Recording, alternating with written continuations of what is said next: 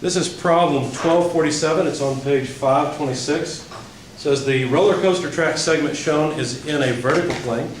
The portion of the track between A and B is straight and horizontal, while the portions to the left of A and to the right of B have radii and curvature as indicated. So it looks something like this. Here's A, here's B. Track goes up, has a radius of curvature back here of 30 meters. Goes down here, radius of curvature of 45 meters. And the coaster just moves along this path essentially. Let's see, a car is traveling at a speed of 72 kilometers per hour. So we're given the velocity of the car, 72 kilometers per hour. I did the conversions and I think I came up with 20 meters per second if I remember right. So if you guys wouldn't mind, multiply this by 1,000 and divide by 3,600 and see what you come up with. Okay. So we'll just, I'll plug it in here. 1,000 meters per 1 kilometer, 1 hour per 3,600 seconds. That'll give us meters per second. Just let me know what the result is. The brakes are suddenly applied, causing the wheels to slide on the track. And basically what we need to know there is that the friction coefficient when it's sliding is 20%. So it's 0.2. Make sure that dot shows up. We're supposed to determine the acceleration magnitude of the car if the brakes are applied as the car has reached A, or just before A. If it's on the straight section, or if the car is just after B. I'll make that capital to be clear. Anyone have the speed? Was it 20 meters per second? Yeah. Okay, I thought so. Now what's the difference? Why would it make any difference where the car is? Well, we're supposed to find the magnitude of the acceleration, right?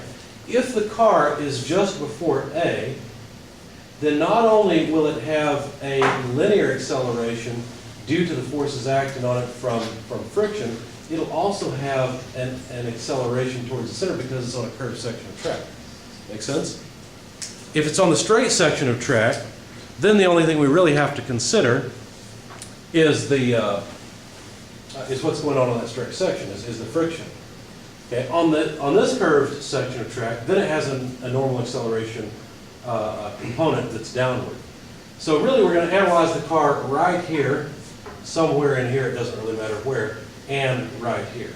Okay, that's parts A, B, and C. Okay, so let's do it. So how do we start chapter 12 problems again? Free body diagrams. Good. So let's look at question A. The car is essentially horizontal. There is weight acting on it, and there is normal force acting on it. The wheels have just locked, so there is also friction acting on it. Okay? The friction will be equal to the friction coefficient multiplied by what?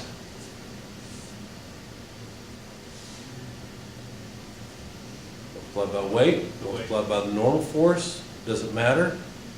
No, it doesn't. It doesn't matter. Let me break that bad habit. That's a bad habit from statics. Let me explain why. The normal force and the weight force are not equal at this point in time. The normal force is the force being applied to the car at the wheels. There's a distinct difference between that and the force that gravity is applying to the entire body. Make sense? So the normal force multiplied by the friction coefficient gives you the friction force. And since, I'll show you in a minute, I'll prove to you that the weight and the normal force are not equal, then you have to be careful here, okay? So there's the friction force, so there's one equation. But let's sum forces in the y direction and see what we get. In fact, I'll just set up a coordinate system over here, y and x, like this, okay? So summing forces in the y direction, we'd have a normal force upward less the weight force down. That should be equal to mass times the acceleration in the y direction. Do we know the acceleration in the y direction? Well, sure we do. The car is moving around a circular path. Therefore, it must have a normal acceleration towards the center of curvature. That normal acceleration would be equal to the tangential velocity squared divided by the radius of curvature, and that would be at A, essentially. So, let's see, let's make sure this works. The normal acceleration is in the positive direction, it's in the positive y-axis direction. Therefore, let me put a double dot there. The normal force less the weight, which let me expand that and make it mg, is equal to m times the tangential velocity squared divided by the radius of curvature. I'm getting a little bit lost because I've forgotten what they want us to find. I think they want us to find the magnitude of the acceleration. Okay. Now I set up this equation just to show you that the weight force and the normal force are not equal to each other. Okay. Solving for the normal force though, so I can plug it in and find the friction, the normal force is equal to mg plus m vt squared over rho. Now, have you begun to get the idea that you will have to work with symbols in this class? If you try to plug in numbers, you're going to get lost really quick. So try to plug in symbols, use those symbols to solve the problems, and then plug in numbers in the final step. Okay? So let's continue. Now why did I do this? Well, because I'm also going to sum forces in the x direction. The only force that's acting is the friction force. So negative F equals m acceleration in the x direction. Right? The friction force, however, is mu n. Rather than writing down n, I'm going to write down what the normal force is. Well, no, I'm going to do that on the next line. So the mass times acceleration in the x direction is negative mu, but n is right here, mg plus m vt squared over rho. And notice now that the mass will cancel nicely.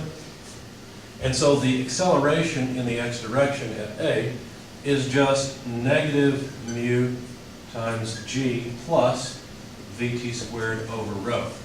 Now if we want all of the acceleration, the magnitude of the acceleration, then what we need to do is combine this x direction acceleration with this y direction or normal direction acceleration as a vector sum. Does that make sense?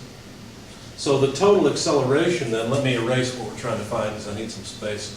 You've got it there in front of you. So for part A, the total acceleration will just be the square root of vt squared over rho, quantity squared, plus the acceleration in the x direction. Let me back up. I'm trying to go too fast because I know I'm running out of time in the class and on the video. It'd be a y squared plus a x squared, but that would just be the square root, excuse me, of ay, which is an, vt squared over rho, quantity squared, plus the acceleration in the x direction squared. So that's mu squared g plus vt squared over rho, quantity squared. Okay. Now I see that I've only got 5 minutes left, so please forgive me. I'm not going to plug in the numbers. What would you do? You plug in rho equals 30 meters. You plug in tangential velocity equals 20 meters per second. You know the friction coefficient is 20%. You know the acceleration of gravity, g, is 9.81 meters per second squared, and you just come up with a number. Okay, so at this point, the problem is basically solved. I want to go on to the next part. In part B, what has changed? We still will sum forces in the y direction and in the x direction, correct? So what will change there? Well, what will change is that there will be no acceleration in the y direction, right? And in that case, and only that case, there will be none of this, and this will be gone. And essentially, the normal force will be equal to the weight force. Why? Because on this section of track, the car is not accelerating in the y direction. Right? Its velocity in the y direction is constant. And so, essentially, what we'll end up with is, let's see, friction force will be equal to,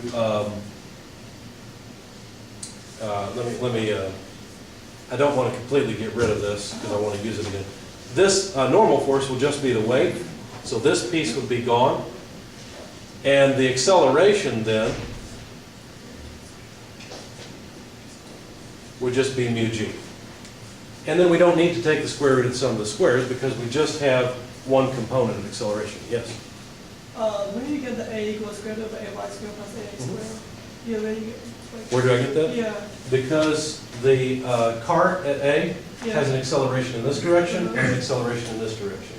This one is from friction. This one is from the path that it's going around. This is where that normal acceleration. So I had to take the vector sum of the two. Okay. Good question. Okay. Notice that part B is even easier, right? Because part B we can write over here with a whole lot less space. Part B says that the acceleration is simply the acceleration in the x direction, which is just mu g. That's the magnitude of it. It's that simple. Okay. What about part C? What happens in part C? Well, in part C, the normal acceleration has flipped directions, right? And so in our sum of forces in the y direction, now the acceleration in the y direction is not zero, but the acceleration in the normal direction is in the opposite direction. Let me write this again. It's in the opposite direction. So now it's negative m vt squared over rho, whereas it was positive in part A. Okay, so what is that going to do to us? Well, that's just going to change the sign here. It's going to be negative m vt squared over rho. What does that do?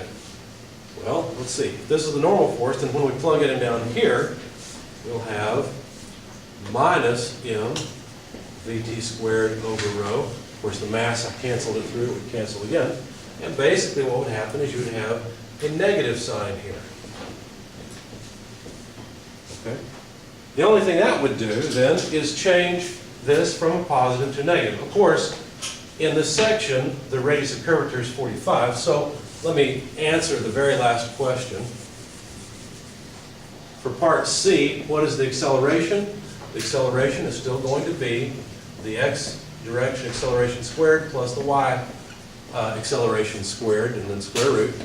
The x direction acceleration, let's see, let me do it in the opposite order, since that's what I did before. Okay, so the y component acceleration will still just be vt squared over rho squared. But of course now we've got a different rho. It's going to be 45 meters instead. That's the normal acceleration, which is now down. But since it's squared, the direction doesn't matter. Ax now will be this. Okay? It will be mu squared multiplied by g less vt squared over rho quantity squared. And of course now, to solve this, we have to plug in radius of curvature equals 45 meters, tangential velocity equals 20 meters per second. Notice the problem statement is just basically how does the cart respond, what's the acceleration of the cart if the brakes are applied at 3 different positions. Okay. I know that was a quick flyby at the end. Any questions? Don't know what questions to ask, or brain just fried? Yes? Okay, for the part C, I kind of understand it now, but why would that g minus vt squared instead of plus? Is it because, yeah, that... It's because this is just the acceleration of gravity, but it's opposite of the normal acceleration. Okay, yeah, that's what I'm thinking too, but I wasn't sure. Yeah. Anything else? Okay, well let me shut off the video.